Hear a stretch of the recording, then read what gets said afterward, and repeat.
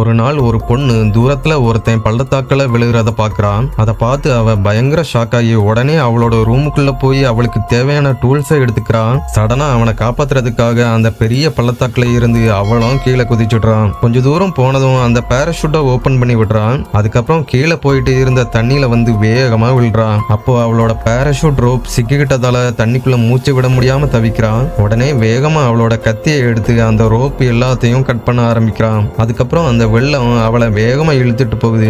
அப்போ சடனா நல்ல வேளையா ஒரு மரக்கட்டை இடையில இருந்ததால அதை பிடிச்சு ஒரு வழியா உயிர் தப்பிச்சுடுறான். அந்த டைம்ல பள்ளத்தாக்குல விழுந்தவன் மயக்க நிலையில தலையில ஒரு மரக்கிளையில சிக்கி தொங்கிக்கிட்டு இருக்கிறான். அப்போ ஒரு பயங்கரமான மான்ஸ்டர் மெல்ல அவன் பக்கத்துல வருது. அந்த மான்ஸ்டர் அவனை அட்டாக் பண்ண வரும்போது சடனா முழிச்சிடுறான். உடனே அவனோட கன்னை எடுத்து அதை சுட்டு தள்ளுறான். அப்போ அந்த மரக்கிளையில இருந்து அவன் ஸ்லிப் ஆகி வேகமா தரையில வந்து விழுந்துடுறான். ஆனா அவன் வந்து விழுந்தது இன்னொரு பயங்கரமான மான்ஸ்டர் மேல.